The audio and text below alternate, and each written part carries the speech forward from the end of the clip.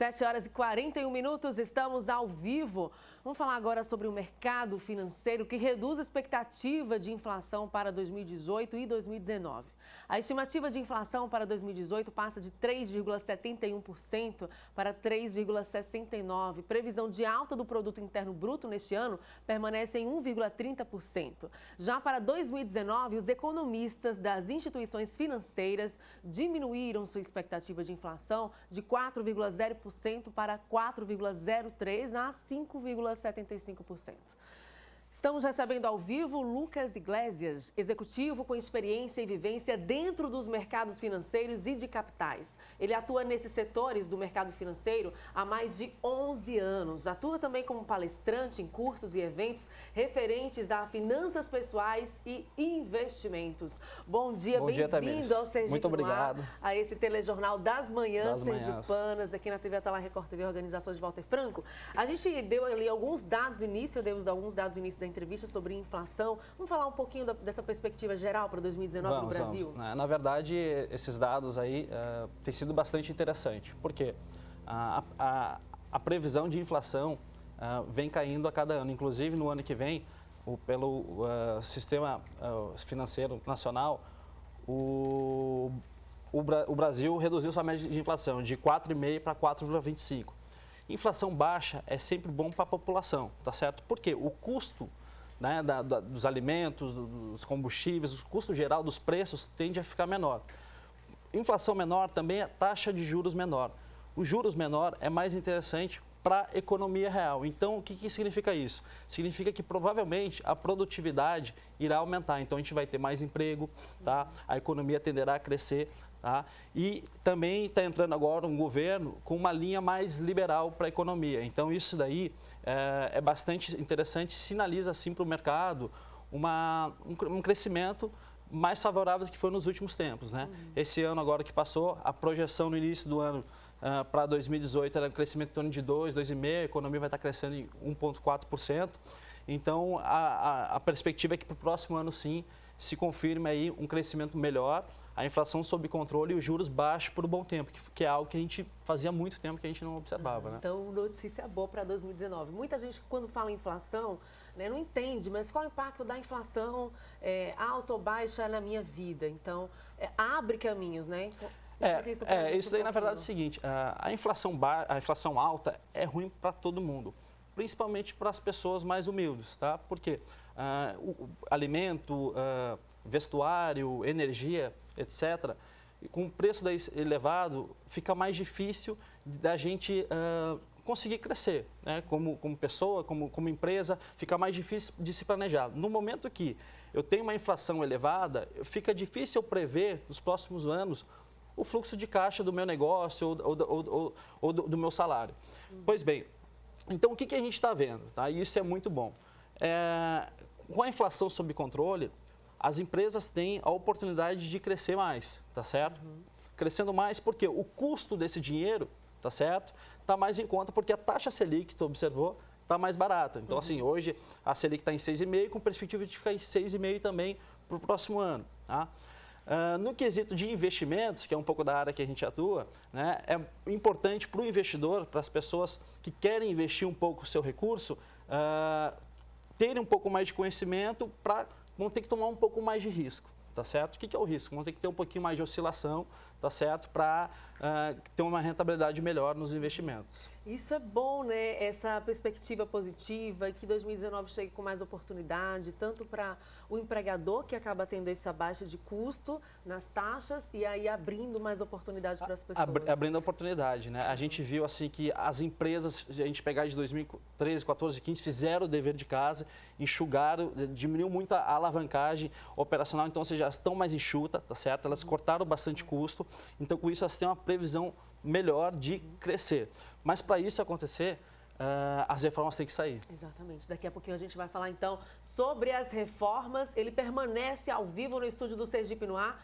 E a gente continua aqui ao vivo no estúdio com o executivo especialista em mercado financeiro falando sobre as perspectivas para o cenário econômico em 2019, o impacto da inflação na vida dos brasileiros, as perspectivas que se abrem no mercado de trabalho, a mudança de cenário principalmente com maior perspectiva para a geração de emprego e também a necessidade de reformas. Urge isso, né? Na verdade, o grande tema para o próximo ano, e a gente está vendo muito o Paulo Guedes, que é o ministro da Economia do governo Bolsonaro, será as reformas, né? Tanto a tributária, mas principalmente a previdenciária. Por que isso? Com a reforma previdenciária acontecendo, vai ser um tema difícil, porque tem diversos interesses por trás, né? Mas com a reforma acontecendo, o nível de confiança dos investidores para o país vai aumentar. Por quê?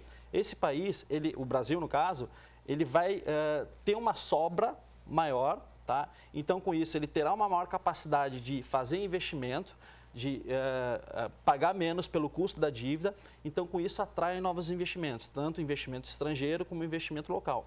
É muito difícil, tá, Tamires, assim, a gente investir em algo que a gente não tem previsibilidade. Então, se o país não ter a capacidade de cumprir com suas obrigações, por isso que é necessário da reforma previdenciária, né, o que vai acontecer? Né? Provavelmente o investimento no Brasil vai ficar parado e a gente vai ver a nossa economia devagar, crescendo pouco, 1,5%. E a gente precisa crescer mais, né? Acelerar isso. Por Acelerar isso é isso. importante essa reforma. Por isso que é fundamental, né? Tem as reformas micro também, que é importante, que está acontecendo. Por exemplo, ele sinalizou o Banco Central Autônomo, né? Ontem, as bolsas lá fora, nos Estados Unidos, caiu muito. Tá? Por que isso? Porque o Donald Trump estava querendo mudar no presidente do Banco Central americano, do Fed. Então, isso daí já deu muita instabilidade. O mercado e os agentes, os empresários, enfim, a pessoa que roda a economia, não gosta de incerteza. No momento que tu tem incerteza, gera desconfiança e não tem crescimento, né? Então, é sempre ruim e o brasileiro também fica inseguro, né? Com baixa estima, sem expectativa. Não, assim, na verdade é a vida de todo mundo, né? No momento que eu não tenho perspectiva de crescimento, para a vida de qualquer pessoa é complicado, né? Então, mas isso daí para o país precisa crescer. Então, a gente veio aí de 2, 3 anos, foi a pior recessão dos últimos 100 anos. O governo Michel Temer entrou, conseguiu crescer um pouquinho, aquém do esperado. Teve a greve dos caminhoneiros em maio, que aí também puxou... Mexeu bastante com a nossa economia. Mexeu bastante com a nossa economia, né?